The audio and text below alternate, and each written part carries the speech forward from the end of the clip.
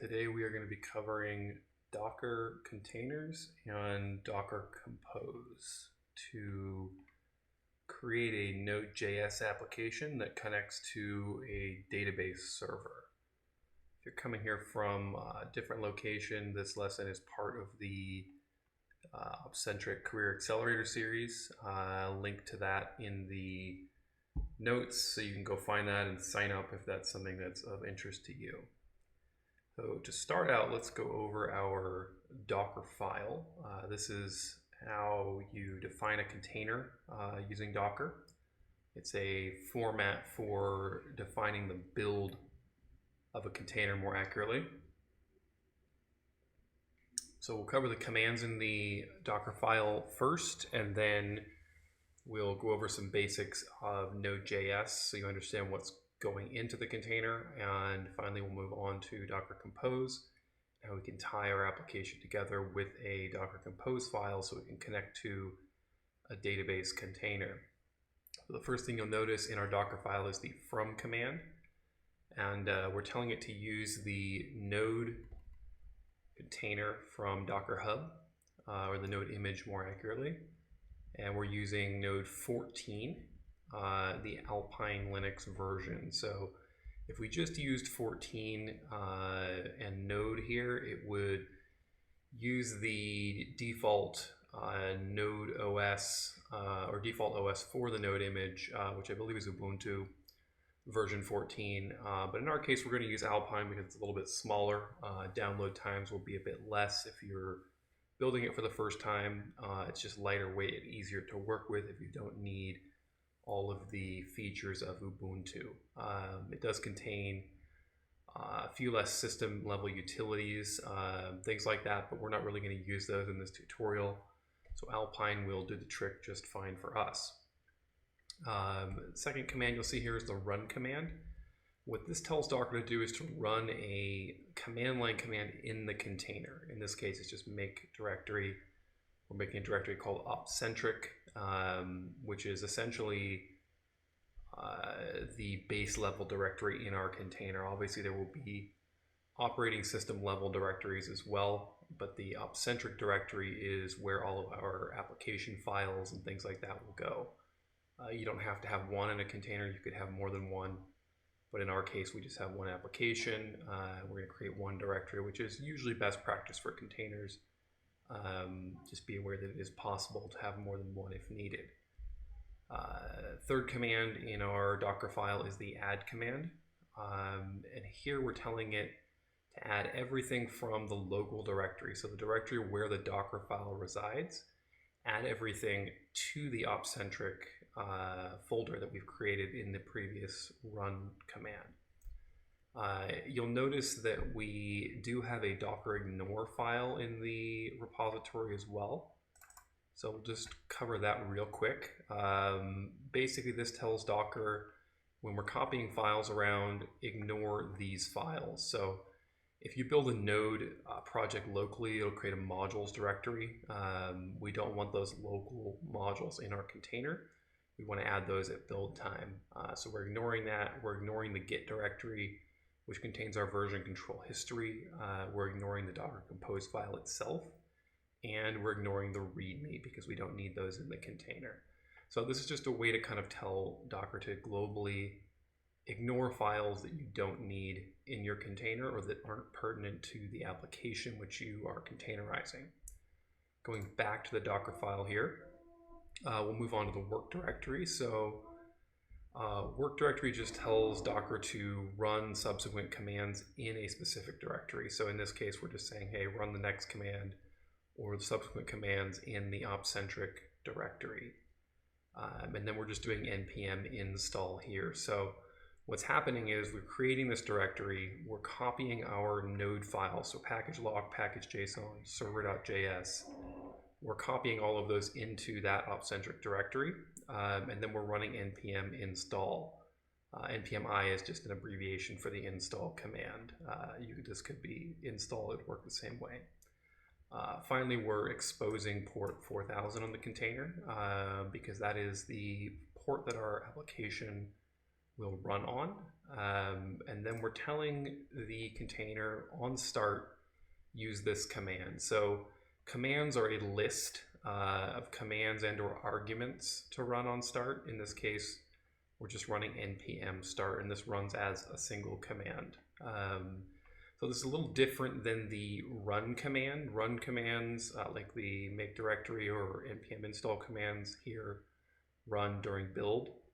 This is actually running on container start. So this is the command that we want to run to actually start our container or start our application in the container. In this case, a node process that is serving on port 4000. So that covers the Docker file at a high level. Let's have a look at what we're actually putting in the Docker container and running there. So in this case, it's a pretty simple node application. It's using an Express package for the server, and then we're getting the Postgres package for the database. And what this application does, we're not going to get into too many details of the application itself because that's not really the point of the tutorial.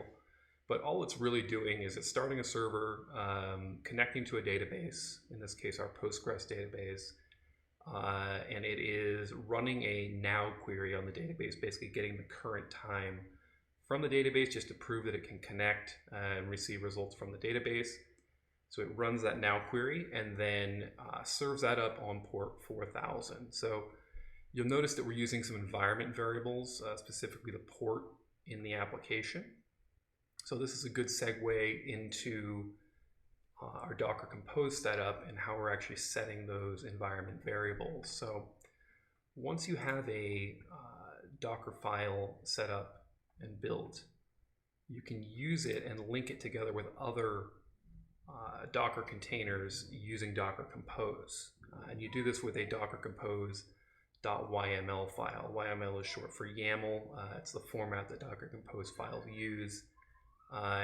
It's kind of a hierarchical format, so you nest various directives using spaces. So spaces or tabs in this case, we're using 2 spaces per directive. So let's go through this Docker Compose file real quick, and then we will go ahead and run it and see how it works.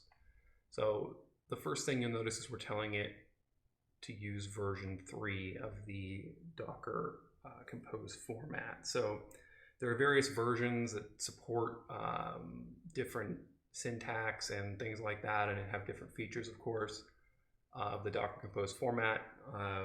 3 is one of the newer ones. We're going to go ahead and use version 3 for now. If this was a version 2 or version 1 Docker Compose file, the formatting would look a little bit different, and it might not support some of the things we're using here. But generally you just want to stay on roughly the latest version of the format so that you can take advantage of the newest features. You'll notice the second thing we define is our services, and that's usually the top level main directive of a Docker Compose file. We're telling it to run a set of services. Now, as I mentioned earlier, this is hierarchical based on essentially tab or space indexing. So you'll see that our database service and our node service are on the same level. And then we have settings for the database and settings for the node service underneath those. And those are just hierarchically cascaded down. This is why YAML is handy for humans reading it. It can be a little bit annoying at times if you have like a space out of place. You'll get some weird errors that aren't always intuitive to solve. So watch those carefully if you're writing any kind of YAML file.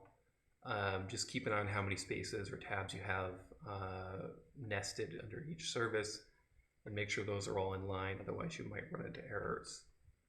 So in our database service, we are similar to the way that we are using the from command in a Docker file and telling it to use node version 14 Alpine. In Docker Compose, we're using Postgres version 12, also Alpine.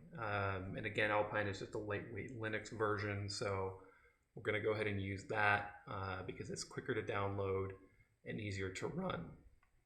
The second thing we're telling the database service is to always restart. This just means if the database service stops for some reason or runs into an error, Docker will restart it automatically. This isn't strictly necessary for what we're doing now. but it can help if the database runs into some kind of error. We want it to be available to our application. So we're going to go ahead and keep that there. Just tell it to restart it and try to run again if it runs into any issues. Third, we're telling Docker Compose to open these ports. You can obviously nest as many different sets of ports as you want under the ports directive. In our case, we're using 5432, which is the default Postgres port. We could change that if we were to set the Postgres port in the environment as an environment variable. We could control which port it would actually start on. That is supported by the Postgres container or image by default. But in this case, we're going to stick with 5432, and we're telling it to open 5432 on the container and map that to 5432 externally. We could actually map that to a different port externally, which we do in our Node app, which I'll cover in a minute. The last thing to note is the environment. So this just sets environment variables within the container. And this is how we actually control certain settings of Postgres when we create the container or start the container. In this case, we're leaving everything at default except the password. So we're going to set a custom password on the database. This will get set when Postgres boots up. It'll use the Postgres user by default, which you can see here. So in this case, we're setting a port environment variable, which we talked about a minute ago. This gets picked up by our application. So it'll use port 4000. We can configure that right here in Docker Compose. When we start the application, it knows which port to start on by default.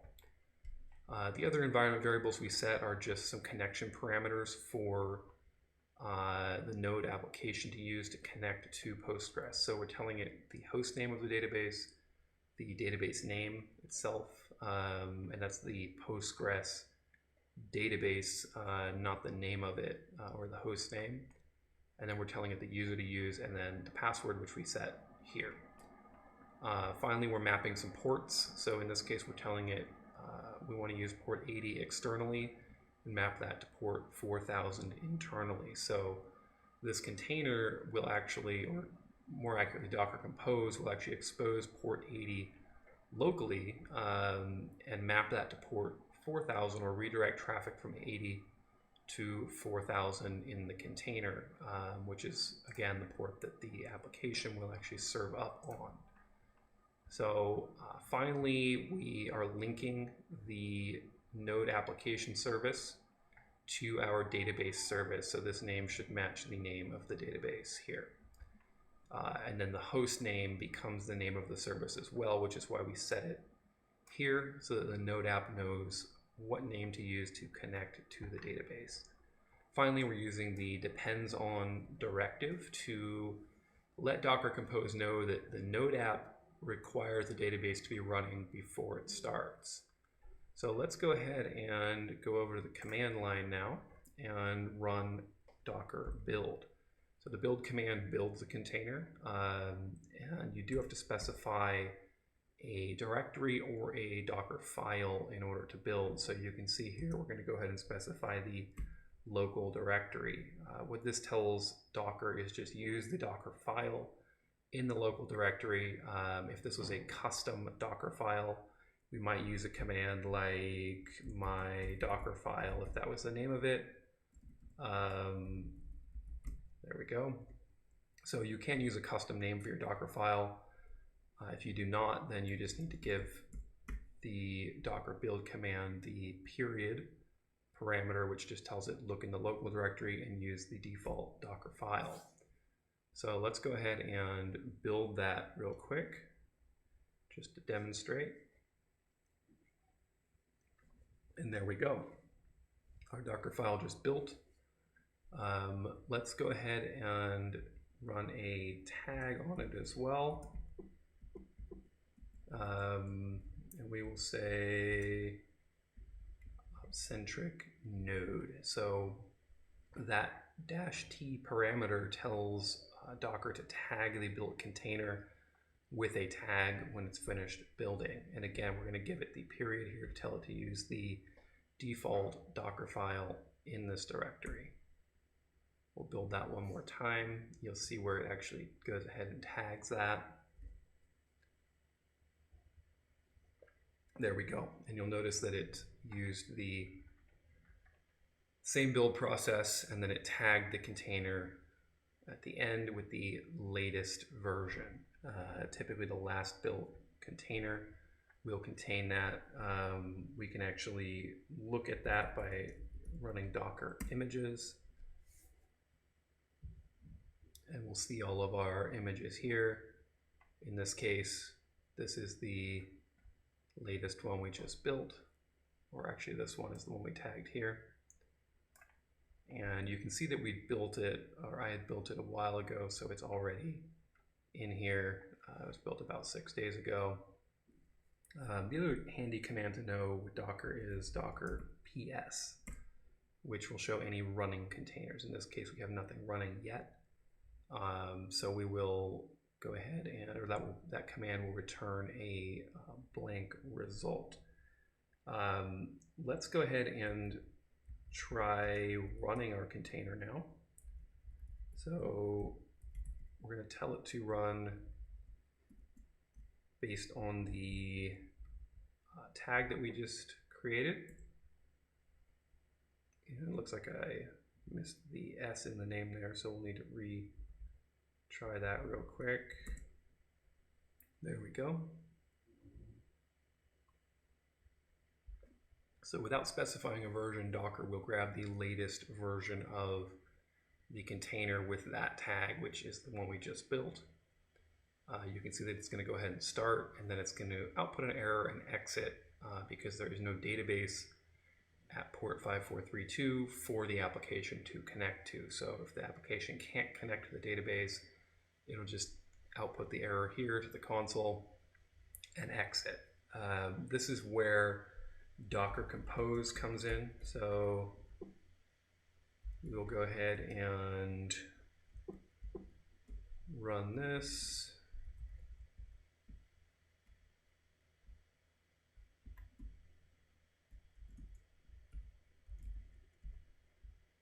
And we're going to tell it to run using the up command.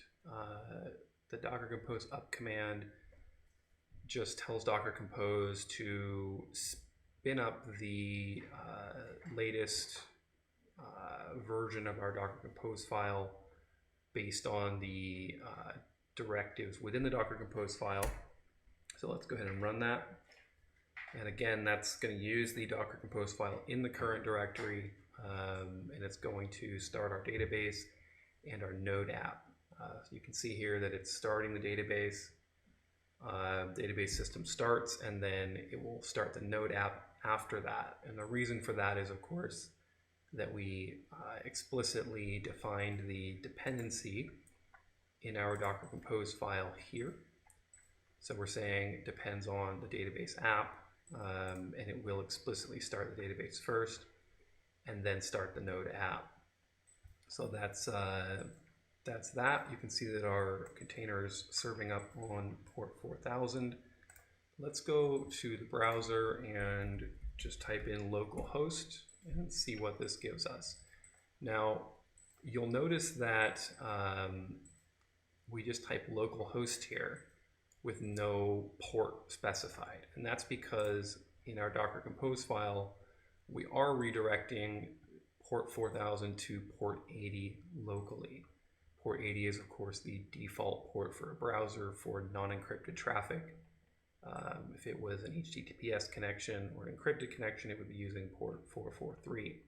So in this case, because it is the default, we just type localhost in the browser and we get our output. So this is the application actually reaching out, connecting to the database, and returning the current date and time. If you see this, then the application is working. If you see something else that is not the current date and time, then you might have to troubleshoot a little bit. It means things probably aren't running correctly. Now, going back to our terminal here, you can see that this will continue to run until you tell it to exit. One way of doing that is to press Control and then C. and that will tell it to terminate the current process. Basically, it will send an exit signal to the containers, wait for them to shut down. The other option is to run Docker Compose down. So the down command is a way of telling Docker Compose to turn off the currently running containers, which were started with the up command. So let's go ahead and run that and just see what happens. And you can see here that it's stopping the database and node containers, and it's removing the network. That's important. Basically, the down command will remove any resources that were started or created using the up command. So it's a better method of terminating things than just using Control-C generally. But really, in theory, you can use either. They'll do more or less the same thing. You can see, going back to the original window where we were running Docker Compose up, you can see that it's logging the shutdown request and then shutting the database down. And then it's just saying exited with code 0, which means there were no errors. Same for the node container. That's all for today. As I said, if you want to check out the rest of the series that goes along with this tutorial, I will link that in the description so you can go ahead and sign up if you're so inclined.